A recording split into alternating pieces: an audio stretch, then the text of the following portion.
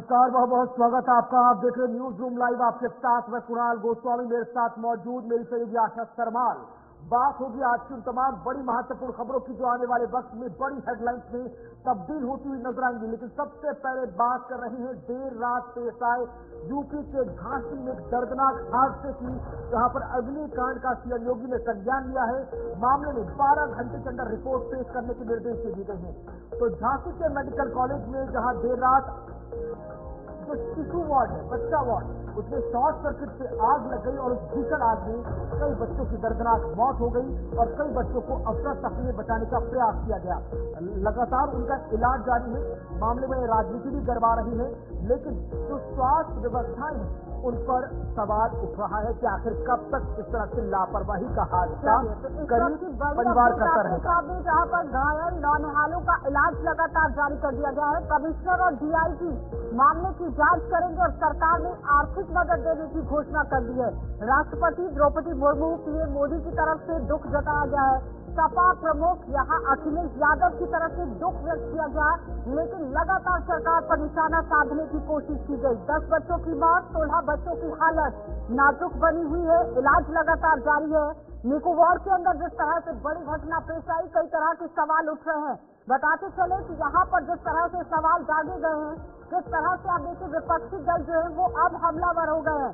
हादसे को लेकर बड़े सवाल जो उठाए गए कि क्या आसपास कोई फायर एक्सटिंग्विशर नहीं लगाया गया था, मतलब कि अग्निशमन यंत्र जिसका इस्तेमाल आग बुझाने के लिए होता है, उसका क्या यहाँ पर इस्तेमाल नहीं किया गया था, लगाया नहीं गया था। अगर फायर एक्सटिंग्विशर निको के पास था तो इस्तेमाल में क्यों नहीं लाया गया? क्या कोई फायर एक्सपर्ट या फायर फाइटर ऐसे हालात से निपटने के लिए अस्पताल के अंदर मौजूद नहीं था, जिसकी वजह से इतनी बड़ी घटना हो गई? और इस हालात से यहाँ पर निपटने के लिए अस्पताल पहले से इंतजाम क्यों नहीं करता है? ये बहुत तरीके से तरह वो खड़े हो रहे हैं। तरह के बयान आ रहे हैं, सांत्वना दी जा रही है, दुख जाहिर किया जा रहा है, लेकिन उन लोगों की दिल की व्यथा सुन लीजिए जिनके ऊपर ये पूरा हादसा बीता, जिनके अपने बिछड़ गए कल रात अग्निकांड में। जरा सुनिए आप।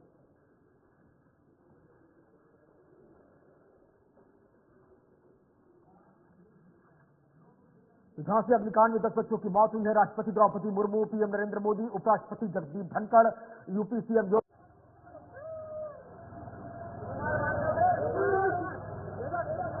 अखिलेश यादव ने भी दुख जाहिर किया। 2 तस्वीरें आपके सामने, जहां पर आप देखिए पहली तस्वीर अग्निकांड की, जहां पर खिड़की तोड़कर नवजात बच्चों को जैसे तैसे बाहर निकाला गया। कईयों का शरीर पूरी तरह से झुलस गया था, तो कई बहुत आंशिक रूप से झुलसे हैं। दूसरी तस्वीर रोते बिलखते परिजनों की, जिन्हें समझ नहीं आ रहा कि देखते ही देखते उनके आगे इतना बड़ा हादसा पेश आया और वो कुछ भी नहीं कर पाए। बहरहाल सुनिए आप।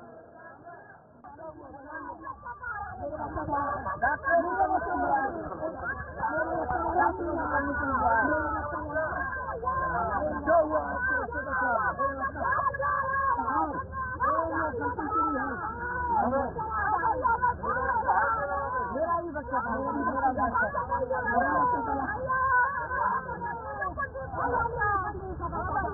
चलिए प्रशासन लगा हुआ है।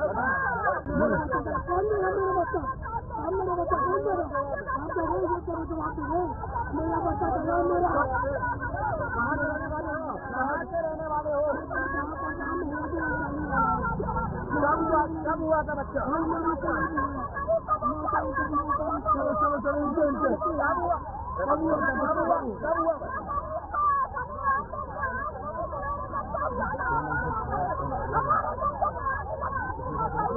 अच्छा, आप वहाँ थी उस समय? क्या हुआ? मेरी भतीजी थी, वैसे उनकी जो डिलीवरी हुई थी। हाँ, तो आपके हिसाब से क्या लग रहा है वहाँ कितने बच्चे फंसे वाला थे?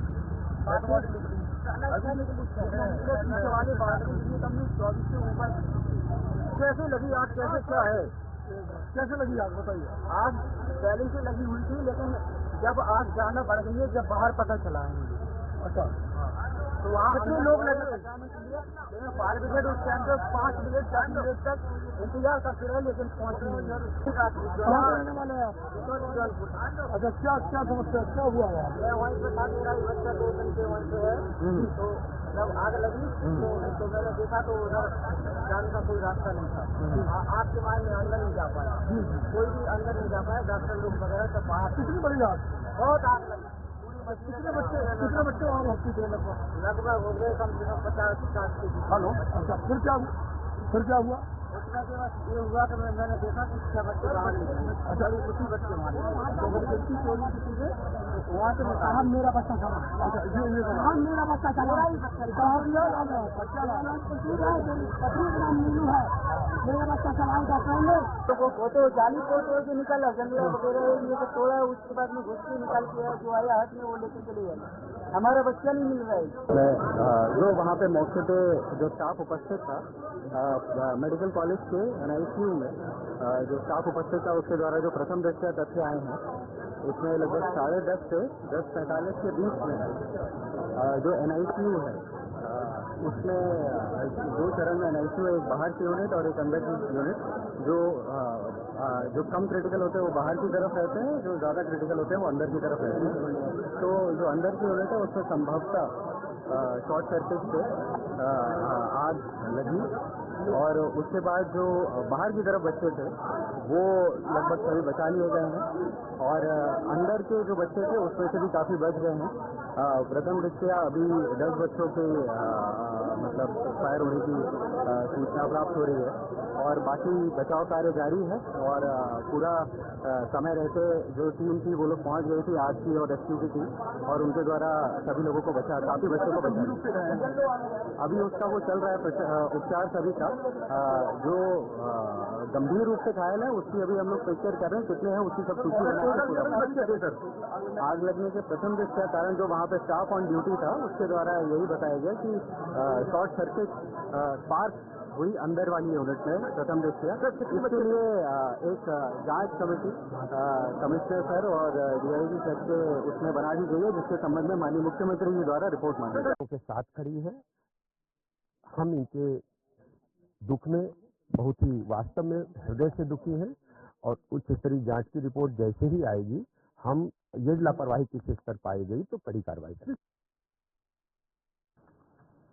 तो सोशल मीडिया हैंडल एक्स पर पोस्ट करते हुए राष्ट्रपति महामहिम द्रौपदी मुर्मू ने कहा कि यूपी में महारानी लक्ष्मीबाई मेडिकल कॉलेज झांसी में हुई दुर्घटना में कई नवजात शिशुओं की मृत्यु का समाचार अत्यंत हृदय विदारक है। ईश्वर शोक संतप्त माता पिता व परिवारजनों को ये क्रूर आघात सहने की शक्ति प्रदान करे। न घायल हुए शिशुओं की शीघ्र स्वस्थ होने की प्रार्थना करती है। तो द्रौपदी मुर्मू महामहिम राष्ट्रपति ने लिखा, साथ ही CM नरेंद्र मोदी ने लिखा कि हृदय विदारक उत्तर प्रदेश में झांसी के मेडिकल कॉलेज में आग लगने से हुआ हादसा मन को व्यथित करने वाला है। इसमें जिन्होंने अपने मासूम बच्चों को खोया उनके प्रति मेरी गहरी शोक संवेदनाएं। ईश्वर से प्रार्थना है कि उन्हें इस अपार दुख को सहने की शक्ति प्रदान करे। राज्य सरकार की देखरेख में स्थानीय प्रशासन राहत व बचाव के हर संभव प्रयास में जुटा हुआ है। तो प्रधानमंत्री नरेंद्र मोदी ने एक्स पर पोस्ट करते हुए अपना जो संदेश है वो लिखा और बताया कि इस घटना पर उनका दिल भी आज कितना गंभीर है। यूपी CM योगी आदित्यनाथ ने लिखा कि जनपद झांसी स्थित मेडिकल कॉलेज के NICU में घटित एक दुर्घटना में बच्चों की मृत्यु अत्यंत दुखद व हृदय विदारक है। जिला प्रशासन व संबंधित अधिकारियों को युद्ध स्तर पर राहत व बचाव कार्य को संचालित करने के निर्देश दिए हैं। प्रभु श्री राम से प्रार्थना है कि दिवंगत आत्माओं को सदगति व घायलों को शीघ्र स्वास्थ्य लाभ प्रदान करें। तो फिलहाल बड़ी अपडेट आपके सामने, जहां पर बताया जा रहा था कि किस तरह से बड़ा हादसा, लेकिन अखिलेश यादव जो कि सपा सुप्रीमो है वो एक्स पर पोस्ट कर रहे हैं और लिख रहे हैं कि झांसी मेडिकल कॉलेज में आग लगने से 10 बच्चों की मृत्यु एवं कई बच्चों के घायल होने का समाचार बेहद दुखद और चिंताजनक है। सबके प्रति संवेदनात्मक श्रद्धांजलि। आग का कारण ऑक्सीजन कंसंट्रेटर, इसमें आग लगना बताया गया है। तो सीधे चिकित्सीय प्रबंधन और प्रशासन की लापरवाही का मामला है या फिर खराब क्वालिटी के ऑक्सीजन कंसंट्रेटर का इस्तेमाल। इस मामले में सभी जिम्मेदार लोगों पर दंडात्मक कार्रवाई हो। मुख्यमंत्री जी चुनावी प्रचार छोड़कर सब ठीक होने के झूठे वादे छोड़कर स्वास्थ्य और चिकित्सा की बदहाली पर ध्यान देना चाहिए। जिन्होंने अपने बच्चों को आज गवा दिया, खो दिया, सोचिए कि उन पर आज क्या बीत रही होगी। और एक छोटे छोटे बच्चों पर जिस तरह से आप देखिए शहर बनकर यहाँ आग बरती है, तो सवाल कई तरह के उठ रहे हैं। अब यहाँ पर ऑक्सीजन कंसंट्रेटर पर सवाल उठ गए हैं। बताते चले कि कमरा जो हाईली कंसंट्रेटेड था, यानी कि ऑक्सीजन से इतना ज्यादा ऑक्सीजनेटर बनाया गया था उस कमरे को, जिसके बाद कई तरह के सवाल उठ गए। जानकार ये कह रहे हैं कि नीकू के अंदर वो वार्ड थी, 2 वार्ड थी, जो अंदर के वार्ड में गंभीर बीमार बच्चे मौजूद होते हैं जहां, और जहां पर कमरा हाईली ऑक्सीजनेटेड होता है। तो इसी वजह से आग तेजी से फैली, 10 बच्चों को बचाया नहीं जा सका, जबकि बाहरी नीकू में मौजूद बच्चों को निकाला गया।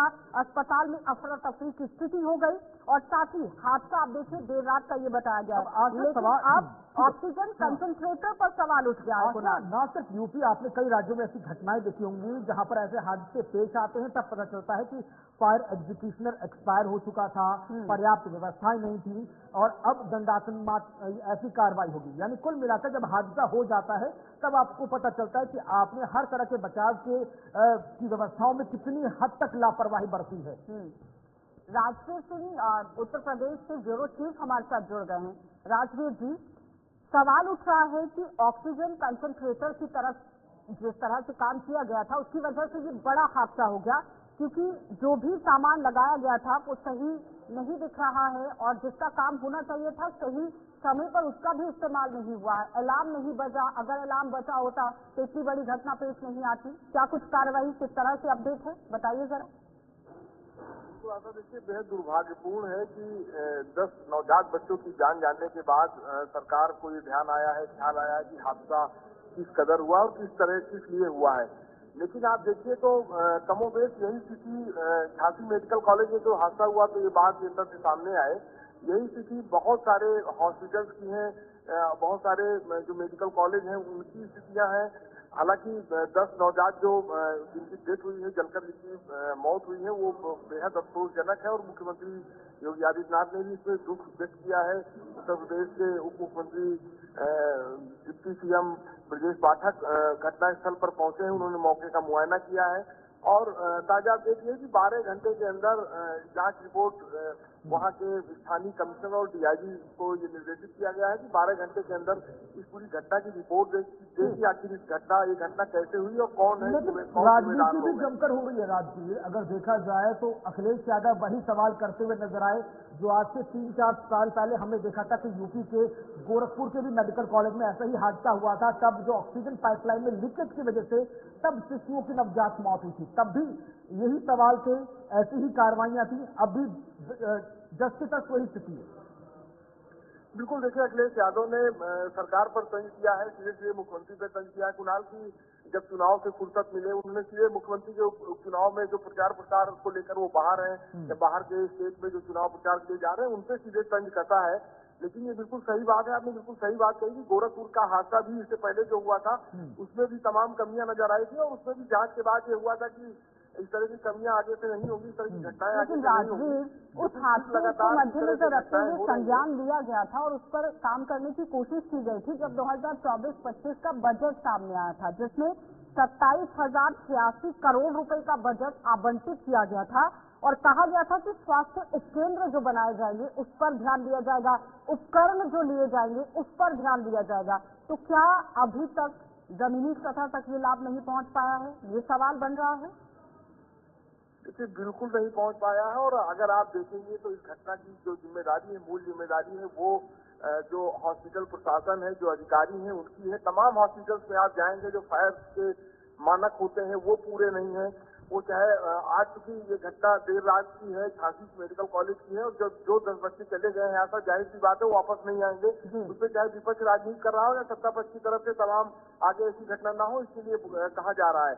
लेकिन इसके पहले आप देखिए कि विधानसभा में जो आपने सही कहा कि विधानसभा का जो बजट था उसमें एक बड़ा बजट सिर्फ इसलिए ही रखा गया था कि इस तरह की जहाँ घटनाएं ना हो और यहाँ पे जो संसाधन है हॉस्पिटल्स में जो सुरक्षा के संसाधन है उससे हॉस्पिटलों को लैस किया जाए। लेकिन उसके बावजूद भी आप देखिए तो उत्तर प्रदेश में जो स्वास्थ्य जो सेवाएं हैं या फिर हॉस्पिटल की दशा है वो बहुत अच्छी नहीं कही जा सकती है, क्योंकि घटनाएं जब लगातार होती हैं तब ये सवाल उठते हैं। अगर सरकार को चेतना ही था तो गोरखपुर की घटना से सरकार को चेतना चाहिए था, लेकिन अब किसी झांसी में जो घटना हुई है उसने सरकार पर एक बार फिर सवाल खड़े किए हैं और ये सवाल सीधे सीधे सरकार पर खड़े हैं। सीधा सरकार पर खड़ा होता है। सीधा सबसे बड़ी बात है कि ऑक्सीजन कंसंट्रेटर पर ही सवाल उठ रहे हैं, तो जाहिर तौर पर अगर कंसंट्रेटर पर सवाल उठ रहे हैं तो उपकरण सही से काम नहीं कर रहे हैं, जिस पर कार्रवाई करने की जरूरत है। बिल्कुल। चलिए बहुत बहुत शुक्रिया राज जी हमारे साथ ऑनलाइन पर जुड़ने के लिए, ताजा अपडेट साझा करने के लिए। इसी बीच आगे बढ़ रहे रुक कर रहे हैं यूपी से बड़ी खबर अगली खबर बिजनौर से, जहां पर कोहरा किस तरह से मौत का कारण बना। कार और टेम्पो की टक्कर में भीषण हादसे में दूल्हा दुल्हन समेत 7 लोगों की दर्दनाक मौत हुई है। हादसे पर सीएम योगी ने दुख जाहिर किया है। बिजनौर से धामपुर के तिबड़ी का रहने वाला था मृतक का परिवार, और झारखंड से दुल्हन लेकर ये परिवार लौट रहा था कि इससे पहले कि दुल्हन अपने ससुराल पहुंच पाती, पूरा ये जो दाम्पत्य, ये जो जोड़ा था, 7 से 7 लोगों की मौत हो गई है। कुनाल सबसे दर्दनाक हादसा इसे माना जा रहा है, लेकिन उससे भी दर्दनाक हादसा तो आज झांसी के अंदर भी देखा गया। फिलहाल उत्तर प्रदेश के बिजनौर से जो भीषण सड़क हादसा हुआ है उसकी जानकारी के मुताबिक अगर बात की जाए तो एक कार और टेम्पो की टक्कर हो गई है, 7 लोगों की मौत हो गई। ओवरटेकिंग के दौरान ये बड़ा हादसा पेश आया और जोरदार जिस तरह से टक्कर मारी गई उसमें मरने वालों की संख्या पहले 6 बताई जा रही थी, जो एक ही परिवार के लोग थे और इनके साथ यहाँ पर चालक भी मौजूद था। लेकिन फिलहाल ओवरटेकिंग का ये बड़ा मामला और धुंध और कोहरे की वजह से भी आप देखिए किस तरह से सड़क हादसे रुकने का नाम नहीं ले रहे हैं। बार बार प्रशासन और सरकार की तरफ से कदम उठाने की कोशिश होती है कि सड़क हादसों पर रोक किस तरह से लगाई जाए, ओवरटेक ना हो, चालक को कुछ यहाँ पर ध्यान रखने की जरूरत है, क्योंकि जब एक चालक अपनी गाड़ी में सवारी को बिठाता है तो उसके कंधों पर जिम्मेदारी रहती है कि अपनी सवारियों को गंतव्य तक किस तरह से सुरक्षित पहुंचाना है। लेकिन जिस तरह से बिजनौर के अंदर ये बड़ी घटना पेश आई है, दुल्हा दुल्हन के साथ ही 7 लोगों की मौत हो गई है। झारखंड से दुल्हन को लेकर बिजनौर की तरफ जा रहे थे। देखिए, थाना धामपुर क्षेत्र में अर्ली मॉर्निंग जो इन्फॉर्मेशन प्राप्त हुई कि एक क्रेटा गाड़ी और एक ऑटो का जो है के बीच में टक्कर हुई। जो क्रेटा वाहन थी वो किसी अन्य वाहन को ओवरटेक कर रही थी और सडनली लेन चेंज किया और स्पीड में जो है ऑटो को टक्कर मारी। ऑटो में जो है 7 व्यक्ति थे जो थाना धामपुर क्षेत्र के रहने वाले हैं और मुरादाबाद रेलवे स्टेशन से लौट रहे थे। उनमें से 6 व्यक्तियों की उसी समय मृत्यु हो गई थी और जो ऑटो ड्राइवर है उसकी उपचार के दौरान मृत्यु हो गई। इसमें उनकी फैमिली को इन्फॉर्म किया गया है और सभी शवों का जो है पंचायतनामा और पोस्टमार्टम करवाया जा रहा है और परिजनों को जो है यथासंभव सहायता प्रदान की जा रही है। जो क्रेटा चालक हैं उनके विरुद्ध अभियोग पंजीकृत किया गया है और वाहन को अभिरक्षा में दिया गया है।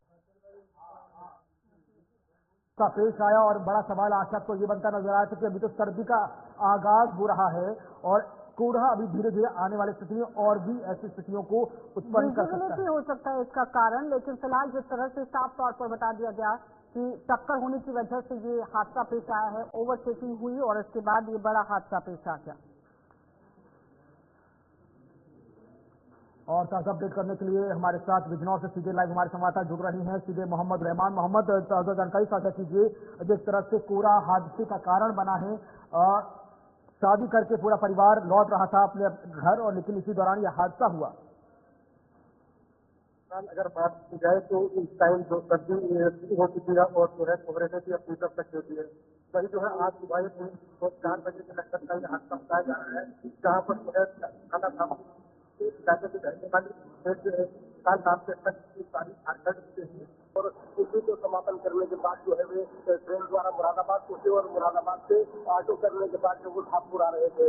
जैसे ही नेशनल हाईवे पर टेम्पू पहुंचा तो वहाँ किसी को ओवरटेक कर रही एक क्रेटा गाड़ी में जो है उनके टेम्पू में जोरदार टक्कर मार दी। इससे दोनों वाहन जो है एक गहरी खाई में जा गिरे, जिसके कारण जो है सभी लोग घायल हो गए। वहीं सूचना मिलने के बाद जो है आला अधिकारी वहाँ मौके पर पहुंचे और घायलों को सीएचसी धामपुर में भर्ती कराया, जहाँ पर जो है 6 लोगों की मौत हो गई। वहीं जो है टेम्पू चालक जो घायल अवस्था में गंभीर हालत में था उसको जो है चिकित्सकों ने जो है धामपुर के लिए धामपुर के बिजनौर के लिए रेफर कर दिया था, जहाँ पर जो है इलाज के दौरान भी उसकी भी मौत हो गई है।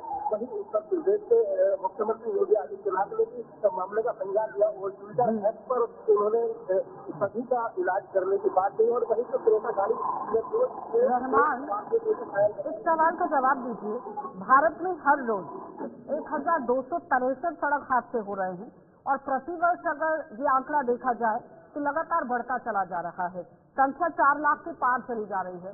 25 सितंबर 2024 की डिटेल आपके सामने रख रहे हैं। उत्तर प्रदेश के अंदर भी लगातार हादसे रुकने का नाम नहीं ले रहे हैं। प्रशासन और सरकार की तरफ से क्या काम किया गया है कि सड़क हादसों पर रोक लगाई जाए? तो यहाँ पर जो है पुलिस ने जहाँ जो दुर्घटना बहुमूल्य क्षेत्र है वहाँ पर जो है खोज लगाकर लोगों को जागरूक करने का काम किया है और ओवर स्पीड को लेकर जो है प्रशासन लगातार कदम उठा रहा है, लेकिन फिर भी जो है लगातार हादसे होना एक आम बात की हो चली है। चलिए, शुक्रिया आपका मोहम्मद रहमान, हमारे साथ सीधे बिजनौर से लाइव जुड़ने के लिए, ताजा अपडेट साझा करने के लिए। यार थोड़े से ब्रेक के लिए जल्द हाजिर होंगे। आप देखते रहे न्यूज रूम लाइव।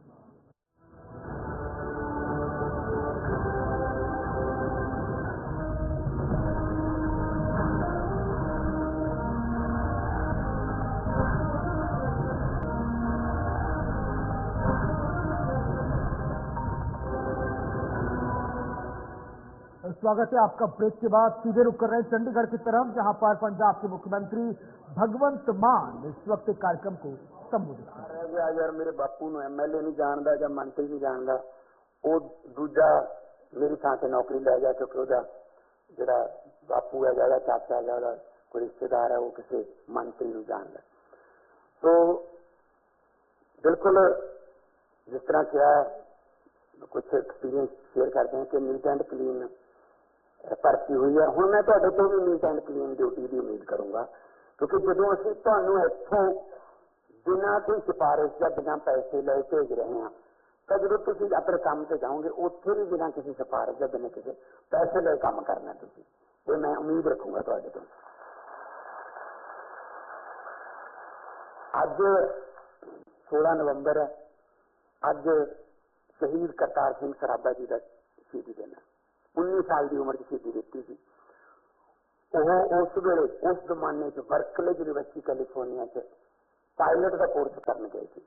गदरी बाबा की जरा मेल होया उत्थे कैलिफोर्निया, 19 साल की उम्र च फांसी हुई तो उन्होंने आपां नूं देश लैके दिता है। तो अज का दिन खास तौर पर तुहाडे लई कि तुसीं अज के दिन एक आजाद देश के विच एक सरकारी नौकरी पे अपॉइंट होने जा रहे हो, तो शहीदों में भी सच्ची श्रद्धांजलि यही होगी कि साडियां जिहड़ियां कुर्बानियां ने उन्होंने याद भी करते हैं लोग, तो साडे जिहड़े सुपने सी उन्हां दी आज़ादी नूं कायम भी रखते हैं। तो अज का दिन अपने लिए डबल इस गल मानता होगी कि अज शहीद करतार सिंह सराभा जी का जिहड़ा वो शहीद दिवस।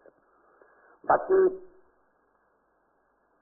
एक तुहाडी पहली नौकरी नहीं हैगी, ना ही आखिरी है। हुण तुहानूं एक मौका मिल गया, सिस्टम च आ गए तुसीं, होर कंपीटिशन दी किताबां पढ़ो, होर नंबर लो। मैं बहुत बारी जो नियुक्ति पत्र देना है तो मैनूं कई बार पता लग्या कि कई है जो मुंडे कुड़ियां भी सी जिन्हां दी इक्को साल च तीजी नौकरी है, चौथी नौकरी है। क्योंकि कंपीटिशन दे एग्जाम दे दो, नंबर आ जाएंगे तो तुसीं सिलेक्ट हो जाओगे। सो बाकी जिस तरह डीजीपी साहब ने कहा कि पंजाब पुलिस को बिल्कुल अपडेट रखना चाहते हैं, क्योंकि बॉर्डर स्टेट है, बड़े चैलेंजेस ने, तो नफरी जी है वो बढ़ानी है। 2000 सन 2000 भी 80,000 थी, अज 2024 हो गया, अज भी 80,000 है। तो नवीं पोस्टां क्रिएट करांगे, 10,000 तो ज़्यादा नवीं पोस्टां क्रिएट करांगे ताकि इनू फिर लख सवा लख तक आगे लेके जा सकें। SSF एक नवी पुलिस बनाई जो देश के पहली पुलिस है। अरविंद जी SSF की वजह करके फरवरी तक ही उन्होंने लॉन्च किया। अज 8 महीनों बाद साढ़े को रिपोर्ट है कि 8 महीनों SSF करके सड़कों के उत्ते 45% मौतां घट गई जी। 45% मौतां की गिनती घट गई, क्योंकि वो सड़कों से फिरते हैं, उन्होंने को फर्स्ट एड का समान है, नाल दी नाल कोई लै जाते हस्पताल चक के, या कोई गड्डी खराब हो जाए तो उन्होंने परां कर दे। ताकि पहला पक्ष सुनते होंगे सी कि खड़े ट्रक के गड्डी वजी पूरे का पूरा परिवार ही खत्म हो जाता है। तो साडी कोशिश यही है कि लोगों के जान माल की राखी भी करिए, रोजगार भी देइए।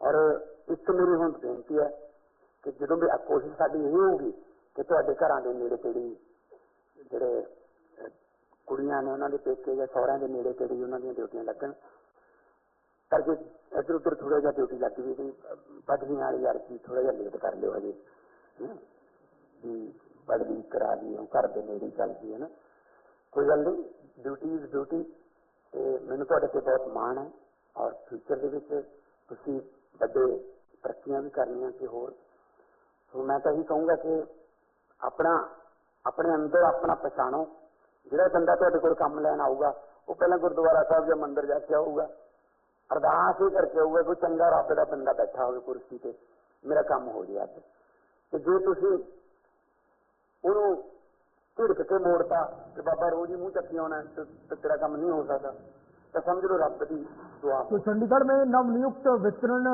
कार्यक्रम को संबोधित करते हुए पंजाब के मुख्यमंत्री भगवंत मान अब आगे बढ़ रहे रुक कर रहे अगली बड़ी महत्वपूर्ण खबर की तरफ। अगली बड़ी खबर तीन से चुनावी राज्य से जुड़ी हुई जहां पर पीएम नरेंद्र मोदी का आज महाराष्ट्र दौरा है। पीएम नरेंद्र मोदी एक के बाद एक कई पीएम मोदी पार्टी के कार्यकर्ताओं को नमो ऐप के माध्यम से संबोधित करते नजर आएंगे, जबकि दूसरी तरफ राहुल गांधी प्रियंका गांधी आज महाराष्ट्र के दौरे पर रहेंगे। राहुल गांधी चंद्रपुर और अमरावती में जनसभा करेंगे, जबकि प्रियंका गांधी आज शिरडी में मोर्चा सभा करेंगे। और साथ ही देखिए महाराष्ट्र के अंदर प्रधानमंत्री नरेंद्र मोदी जब रैली करने के लिए पहुंचेंगे तो निर्णायक वोटर महिलाओं को इस बार लेकर आप देखिए किस तरह से पूरी तरह से मुद्दे बनाने की कोशिश की जा रही है। बताते चले कि महाराष्ट्र में प्रधानमंत्री नरेंद्र मोदी इससे पहले भी दौरा कर चुके हैं, कांग्रेस पार्टी को लगातार निशाना बना चुके हैं। कांग्रेस पार्टी की तरफ से पूरी ताकत झोंकी गई है, जिसमें राहुल गांधी प्रियंका गांधी भी अब मैदान में आपको नजर आएंगे, एक एक करके मुद्दे गिनाने की कोशिश।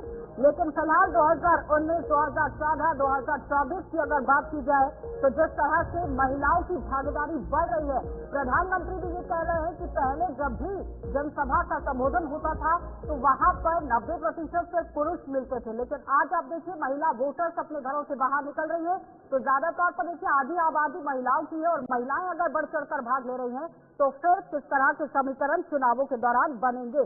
क्योंकि अगर हम आंकड़ों की माने तो यहाँ पर देखिए 66.65% मतदाताओं में मतदान जिस तरह से हुआ था 2019 के विधानसभा चुनाव में 43 सीटों पर जो चुनाव हुआ 2.75% से भी ज्यादा का था, लेकिन उसमें 37 सीटों पर पुरुष की तुलना में महिलाओं की भागीदारी सबसे ज्यादा देखी। बिल्कुल। तो क्या इस बार निर्णायक वोटर के तौर पर महिलाओं को देखा जा सकता है या नहीं, ये बड़ा सवाल है। बिल्कुल। तो युवा, महिला, किसान, नौजवान और बुजुर्ग किस तरह से उन पर आकर्षण की बौछार हो रही है। हकीम देशमुख इस वक्त हमारे साथ सीधे जुड़ रहे हैं ताजा अपडेट के साथ। हकीम, आज का दिन बेहद खास, जहां पर नमो ऐप के जरिए पीएम नरेंद्र मोदी तमाम बीजेपी कार्यकर्ताओं को मूल मंत्र देते हुए नजर आएंगे, जबकि राहुल गांधी, प्रियंका गांधी दोनों ने आज महाराष्ट्र का डेरा डाला हुआ है। अलग अलग जगहों पर दोनों भाई बहन पार्टी का प्रचार कर रहे होंगे। कुणाल, महाराष्ट्र में जिस तरीके से जो है लगातार जो है राहुल गांधी, प्रियंका गांधी की अब सभाएं होने जा रही है। इससे पहले भी राहुल गांधी की सभाएं हुई थी, नरेंद्र मोदी की सभाएं 8 से 13 तारीख 14 तारीख के बीच हुई। अब वो नमो ऐप पर जो है वो कार्यकर्ताओं को संबोधित करेंगे, मेरा बूथ सुरक्षित जो है वो करने के लिए वो कार्यकर्ताओं से बातचीत करेंगे। लेकिन राहुल गांधी और प्रियंका गांधी भी जो है वो आज महाराष्ट्र में है, 3 सभाएं वो करेंगे। विदर्भ में उनकी सभाएं होगी और आज क्या वो किस पर कटाक्ष करते ये देखना होगा। लगातार जिस तरीके से अलग अलग बयानबाजी राहुल गांधी की तरफ से हो रही थी, अब वो क्या नया मुद्दा लेकर के आते हैं, किस पर बात करते हैं, देखना होगा। और नरेंद्र मोदी ने जिस तरीके से लगातार कांग्रेस को घेरा है इससे पहले भी, तो अब नमो ऐप के जरिए जिस तरीके से कार्यकर्ताओं को सुरक्षित रखने के बारे में वो बात करेंगे, तो वो क्या कुछ कार्यकर्ताओं को संबोधित करेंगे देखना होगा। लेकिन आने वाले 20 तारीख का जवान, किसान, नौजवान सब पर पार्टियों के नेता मेहरबान होते नजर आ रहे हैं। लेकिन हकीम, सबसे बड़ा सवाल है, क्या लोकसभा चुनाव में जिस तरह से राजनीतिक दलों ने जो पकड़ मतदाताओं पर बनाई थी, वो मुद्दे और अभी के मुद्दों में जमीन आसमान का फर्क नजर आ रहा होगा। तो पॉलिटिकल पार्टीज के लिए भी इतना आसान नहीं होगा वोटरों को अपने बूथ तक लेकर आना और अपने पक्ष में मतदान करवाना।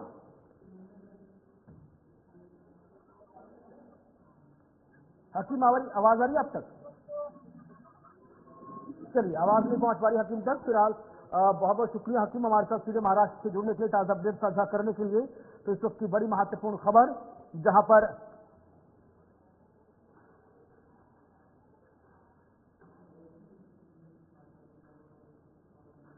और एक बार फिर से रुक करते चंडीगढ़ की तरफ, जहां पर एक कार्यक्रम को आम आदमी पार्टी के संयोजक व दिल्ली के पूर्व मुख्यमंत्री अरविंद केजरीवाल संबोधित कर रहे हैं।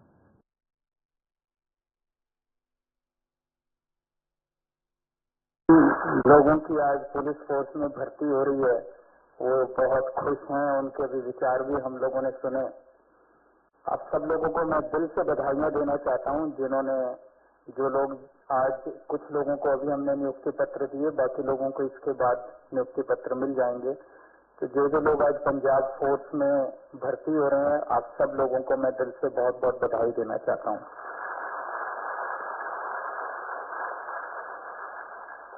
मुझे बताया गया कि आज अभी 1205 लोगों को नियुक्ति पत्र दिए जा रहे हैं। इस राउंड में टोटल 1746 लोगों को दिए जाएंगे, लेकिन बाकी लोगों को कुछ दिन के बाद दिए जाएंगे। जहां चुनाव चल रहे हैं उनको कुछ दिन के बाद दिए जाएंगे। अभी तक 8705 लोगों को 2.5 साल में, जब से हमारी सरकार बनी है तब से 8705 लोगों को पंजाब पुलिस में भर्ती दी जा चुकी है।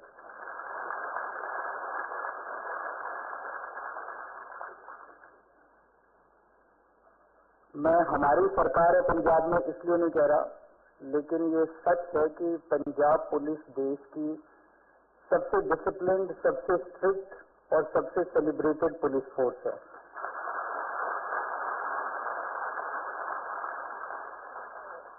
और आप लोगों को खुश होना चाहिए, अपने आप को बधाई देना चाहिए कि आप लोग इतनी शानदार पुलिस फोर्स का हिस्सा बनने जा रहे हैं।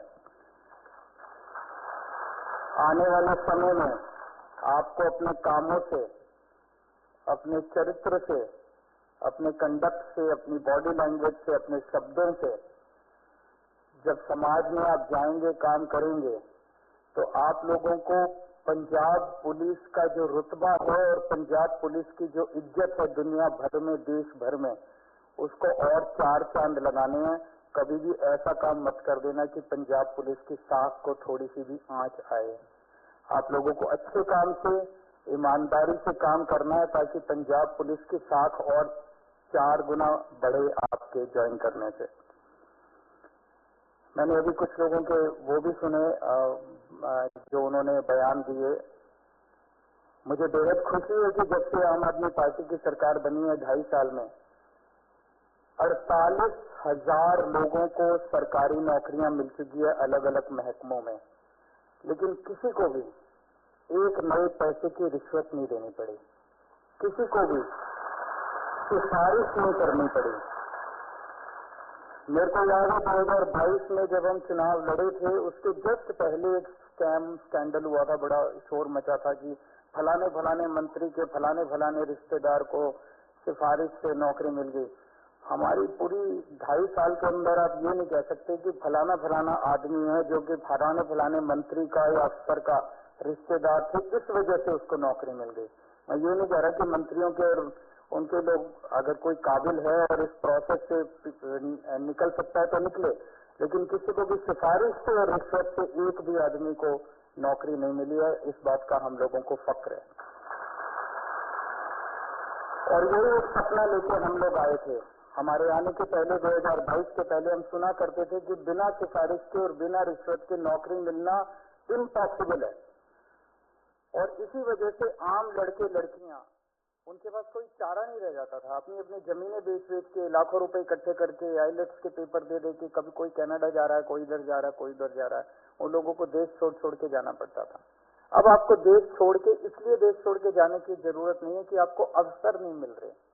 हमारी जिम्मेदारी है, आपने हमें इतना बड़ा मैंडेट दिया, 117 में से 92 सीट देके हमें जिताया, तो मैं जाहिर तौर पे मानता हूं कि आपकी उम्मीदें भी बहुत ज्यादा है, पंजाब के लोगों की उम्मीदें भी बहुत ज्यादा है। हम पूरी कोशिश 24 घंटे काम कर रही है हमारी सरकार उन उम्मीदों को पूरा करने की। और धीरे धीरे आप देख भी रहे हो कि किस तरह से चेंज आ रहा है। 48,000 नौकरियां अभी तक दी और एक भी नौकरी बिना सिफारिश और उसके बिना दी गई है। तो पंजाब में तो पंजाब सरकार द्वारा कार्यक्रम का आयोजन किया जा रहा है, जहां पर नव भर्ती युवाओं को प्रशस्ति पत्र देकर उन्हें भी सरकार व सरकार की कल्याणकारी योजनाओं के बारे में जागरूक कराया जाए। बहरहाल आगे बढ़ रहे रुक कर अगली बड़ी महत्वपूर्ण खबर की तरफ। लगातार अगली बड़ी खबर, गृह मंत्री अमित शाह आज झारखंड के चुनावी दौरे पर है। एक के बाद एक 3 जनसभाओं को संबोधित करते हुए नजर आएंगे। अमित शाह की झारखंड में कई चुनावी रैलियां हैं। दुमका जिले के गांधी मैदान में पहली जनसभा करेंगे। देवघर जिले के मधुपुर में एक बड़े मैदान में उनकी दूसरी जनसभा होती हुई नजर आएगी। तीसरी जनसभा गिरिडीह जिले के धनबाद के डोरंडा मैदान में आयोजित होगी। तो फिलहाल बड़ी अपडेट झारखंड से, जहां पर प्रधानमंत्री नरेंद्र मोदी ने पहले ही आपने देखा किस तरह से दौरे किए, रैली की, लेकिन आज अमित शाह पहुंचेंगे अलग अलग जगहों पर। यहाँ पर रैली का दौर शुरू होगा। लेकिन फिलहाल आप देखिए झारखंड के फाइनल और अंतिम चरण की 78 सीटों पर 528 उम्मीदवार मैदान में है। 472 पुरुष हैं, 55 महिलाएं हैं और इनके अलावा यहाँ पर थर्ड जेंडर के भी लोग मौजूद है। एक थर्ड जेंडर का जो शख्स है वो अपनी किस्मत आजमा रहा है। 2019 के मुकाबले देखा जाए तो इन सीटों पर 583 प्रत्याशी उतारे गए थे। 2024 में इस तुलना की तौर पर देखा जाए तो उम्मीदवार जरूर कम है, लेकिन फिलहाल लगातार मुकाबला जो है वो रोमांचक होने वाला है। इसमें लगातार अब देखिए झारखंड के अंदर कौन कौन से मुद्दे गिनाने की कोशिश अमित शाह की तरफ से, ये बड़ी बात है। लेकिन किस दल में कितने उम्मीदवार और किस तरह से वो अपना दमखम दिखाएंगे, ये बड़ी बात रहेगी। क्योंकि किस दल का दाव किस तरह से दूसरे पर भारी पड़ेगा, ये भी बड़ी बात है। लिहाजा बताते चले कि हेमंत सोरेन को अपने सियासी गढ़ को बचाए रखने के लिए आज चिंता जो है वो सताना जरूर शुरू हो गई होगी। क्योंकि बीजेपी पार्टी में आए हुए बाबूलाल मरांडी की भी जो असल परीक्षा है वो जरूर यहाँ दूसरे चरण में होने वाली है। क्योंकि संथाल परगना सोरेन का गढ़ है और वहां पर किस तरह से सेंधमारी भारतीय जनता पार्टी करने की कोशिश कर रही है, लेकिन क्या वाकई में वहां पर सेंधमारी हो पाएगी या नहीं, ये बड़ा सवाल है। लेकिन उसके साथ साथ दुमका, देवघर, गिरिडीह और धनबाद के डंडोरबाग में जब चुनावी जनसभा होगी, रैली होगी, आम जनता को लुभाने के लिए जो बड़े वादे किए जाएंगे, जिसमें घुसपैठियों का सबसे बड़ा मुद्दा, पलायन को लेकर सबसे बड़ा मुद्दा और उसके बाद रोजगार को लेकर सबसे बड़ी बात कही गई, आदिवासियों की मांगों को सामने रखा गया। किस तरह के लोक लुभावने वादे आज अमित शाह की तरफ से यहाँ पर देखने को मिलेंगे, ये बड़ी बात है। बिल्कुल, तो रोटी बेटी और माटी, ये 3 महत्वपूर्ण मुद्दों के साथ भारतीय जनता पार्टी चुनावी मैदान में है। इस बार गठबंधन आजसू के साथ किया गया है। लेकिन बड़ी बात है कि चुनाव प्रभारी के तौर पर केंद्रीय कृषि मंत्री शिवराज सिंह चौहान, साथ ही साथ असम के मुख्यमंत्री हेमंत बिस्वा शर्मा भी लगातार डेरा डाले हुए हैं। नवीन इससे तुम्हारे साथ जुड़ रहे हैं ताजा अपडेट के साथ। नवीन, किस तरह का सियासी माहौल बन पा रहा है लगातार? दूसरे चरण के लिए 38 सीटों पर मतदान 20 तारीख। देखिए, फिलहाल आज हम लोग धनबाद में हैं और यही अभी कुछ देर के बाद में अमित शाह, गृह मंत्री अमित शाह पहुंचेंगे। यहाँ से एक ब्रेकिंग न्यूज मैं आप तक पहुंचाना चाह रहा हूँ। धनबाद से एक इंडिपेंडेंट कैंडिडेट है निरंजन राय, जो इस बार चुनावी माहौल में भारतीय जनता पार्टी को पूरी तरीके से टक्कर दे रहे थे। अब से 10 मिनट पहले देवघर से सांसद, गोड्डा से निशिकांत दुबे और उनके साथ में असम के मुख्यमंत्री हेमंता बिस्वा शर्मा और उनके साथ में कुछ भाजपा के वरिष्ठ नेताओं ने आकर धनबाद में निरंजन दुबे के घर आकर उनसे मुलाकात की है और उनको भाजपा में शामिल करा दिया गया है। तो कुल मिलाकर परिस्थितियां ये बन रही थी और ये भी बताया जा रहा है कि अब से कुछ देर बाद जब अमित शाह यहाँ पहुंचेंगे तो गृह मंत्री निरंजन राय से मुलाकात करेंगे और उनको भाजपा के सपोर्ट में खड़े होकर और अब ये समझाइए मिलाकर भाजपा प्रदेश अध्यक्ष में वोटिंग करने के लिए कहा जाएगा। जी नवीन, बीजेपी की तरफ से रोटी माटी बेटी का मुद्दा, आदिवासी जनजातीय कल्याण का मुद्दा, लैंड जिहाद का मुद्दा, बीजेपी और आजसू का गठबंधन होना और जेएमएम समेत कांग्रेस के कई नेताओं पर भ्रष्टाचार के संगीन आरोप होना, ये 5 फैक्टर इस चुनाव को कितना प्रभावित कर रहे हैं या किस तरह से बीजेपी एनडीए के पक्ष में बहाल बना रहे हैं और जेएमएम को कमजोर कर रहे हैं?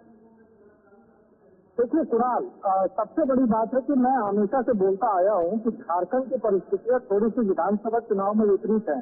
झारखंड मुक्ति मोर्चा की अपनी वोट बैंक है और इसको कमजोर कर पाना बहुत थोड़ा मुश्किल है भारतीय जनता पार्टी के लिए। तो भारतीय जनता पार्टी झारखंड मुक्ति मोर्चा के सहयोगियों को कमजोर करने में लगी हुई है।